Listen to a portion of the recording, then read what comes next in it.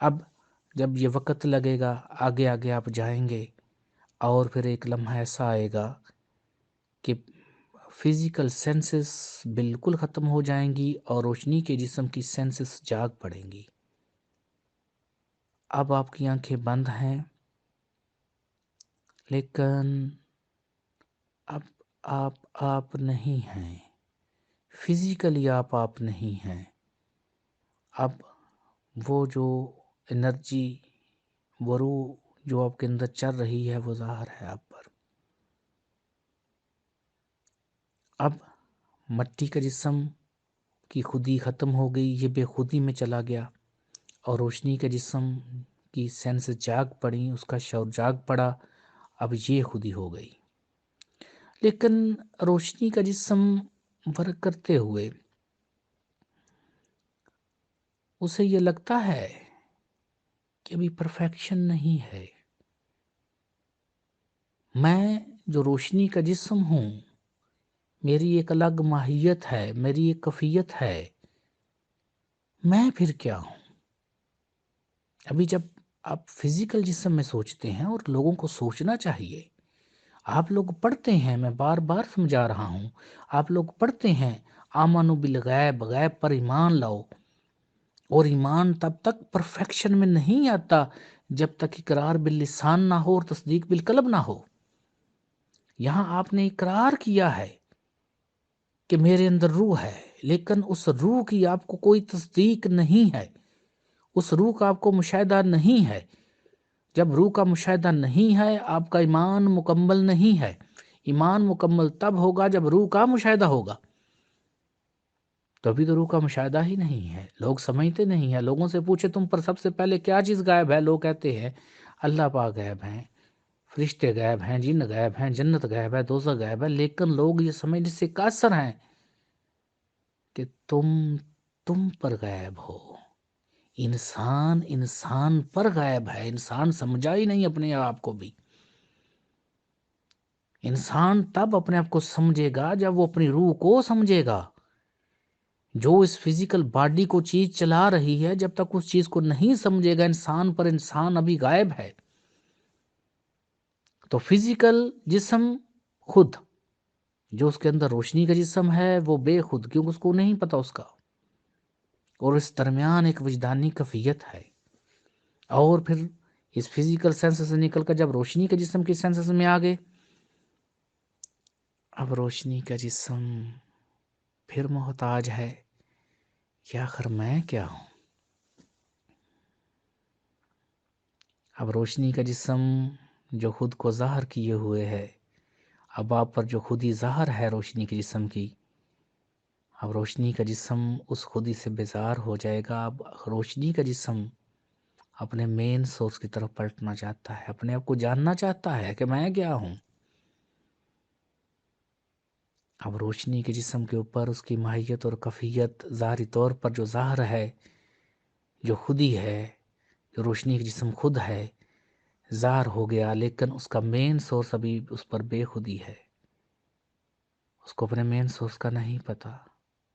اب روشنی کا جسم اپنے مین سورس میں جب بدلے گا، تو روشنی کا جسم نور کے جسم میں بدلے گا۔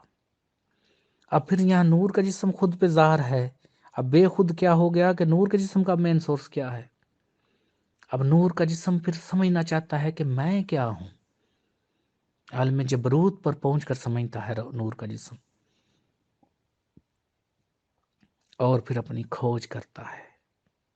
نور اپنی کھوج کرتا ہے کہ میں آخر کہاں کیا ہوں،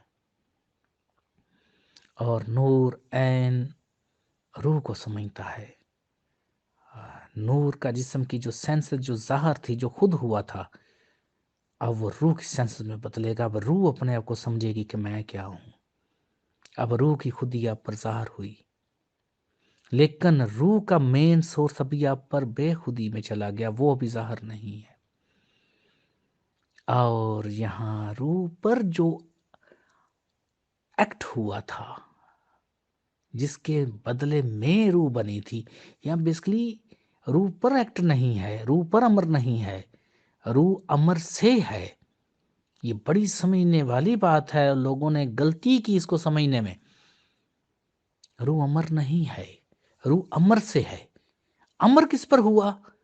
وَنَفَخْتُ فِيهِ مِنْ روحی، اب اس میں اپنی روح میں سے روح ڈالوں، اب اپنی جان میں سے جان ڈالوں، اب اپنے نور میں سے نور ڈالوں۔ امر کو سمجھتے ہوئے روح اپنے مین سورس روحی میں پلٹ جاتی ہے، اور یہ سارا کچھ نوری کفیات میں ہی ہوتا ہے۔ اب یہاں روح جو ظاہر تھی، جو روح خود تھی، اب روح امر کو کراس کرتے ہوئے اب عین اپنے مین سورس روحی میں پہنچی۔ اب روحی کیونکہ اس کو منسوب ہے، اب جو لفظ آ گیا ہے اس نے قائم رہنا ہے، کو مانے یا نہ مانے الگ بات ہے۔ یہاں پرابلم کیا ہے جہالت کا، کہ جھگڑے میں پڑ جاتے ہیں لوگ، لیکن جو عقل مند ہیں، جو باشعور ہیں، جو سمجھنا چاہتے ہیں، وہ سمجھ پائیں گے کہ وہ نفخت فیہ من روحی ہوا۔ نفخت فیہ من روحی کے بغیر انسان کی کوئی حیثیت ہی نہیں تھی، اور ابھی بھی انسان کی کوئی حیثیت نہیں ہے۔ روحی پر امر ہو اور اس سے روح تخلیق ہو کر مٹی کے جسم کی طرف پلٹی تھی، تب مٹی کے جسم کی سینسز جاگی، اور جب تک روحی پر امر ہو کر روح الگ نہ ہوئی، مٹی کے جسم کی کوئی سینسز نہیں جاگی تھی، کوئی خلیفہ نہیں بنا تھا۔ کیا کوئی خلیفہ تھا آپ سے پہلے؟ نہیں تھا۔ کیا کسی کو آفر ہوئی کہ خلیفہ بنو؟ نہیں ہوئی۔ کیوں نہیں ہوئی؟ یہی تو ساری کہانی ہے بوجھنے والی، اسی کو تو سمجھنا ہے۔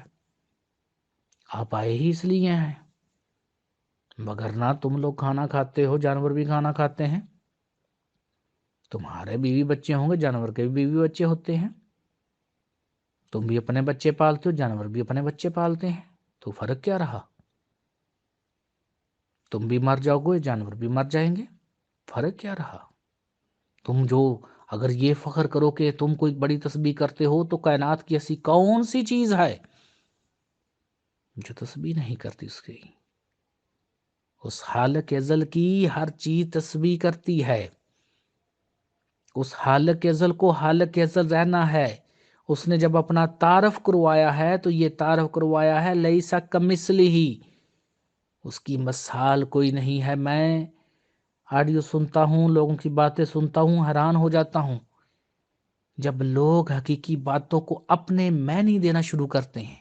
بھائی تم کو نہیں سمجھ آئی تو کسی اہل علم سے پوچھ لو، لیکن لوگ پوچھنا نہیں چاہتے، توہین محسوس کرتے ہیں، جبکہ اللہ پاک نے خود کہا کہ اگر تم رحمان کی شان جاننا چاہتے ہو تو کسی اہل علم سے پوچھو جس نے اس شان کو دیکھا ہے۔ لوگ جو ایک کنسپٹ بنا دیتے ہیں خدا کا، وہ اپنے ذہنوں کی ان کی ایک سوچ ہے۔ اگر تمہارے ذہنوں میں بھی کسی طرح وہ آ جائے، نور ازل کا نقشہ کسی طرح بھی آ جائے، تو نور ازل پھر محدود، اور لا محدود کبھی محدود نہیں ہو سکتا۔ لا محدود کسی لفظ میں، کسی سوچ میں، کسی خیال میں نہیں آ سکتا۔ لا محدود کو لا محدود رہنا ہے۔ جب اس نے اپنا تعارف کروا دیا ہے لیسا کمثلہ، اس کی مثال کوئی نہیں، تب تم انسان اس کی مثال دیتے کیوں ہو؟ جب تم کو ایک بات کی سمجھ نہیں آتی، جب تم ایک نور سے منور نہیں ہو، تو پھر بحث و تکرار کس بات کی کرتے ہو؟ پرابلم پھر وہی جہالت، لوگوں کی جہالت، کہ اپنی جہالت میں ڈوبے ہوئے ہیں اور اپنی جہالت سے نکلنا بھی نہیں چاہتے۔ جہالت میں ڈوبا ہوا ہے کوئی انسان کو جاہل ہے تو اس میں کوئی برائی نہیں ہے، بھائی ٹھیک ہے، لیکن لوگ اس سے بڑا جرم کرتے ہیں، اس جہالت سے نکلنا نہیں چاہتے۔ جب اس جہالت سے نکلنا نہیں چاہتے تو یہ جہالت سے بڑا جرم ہے، اپنے آپ کے ساتھ بڑا ظلم ہے کہ انسان جہالت سے نکل لینا۔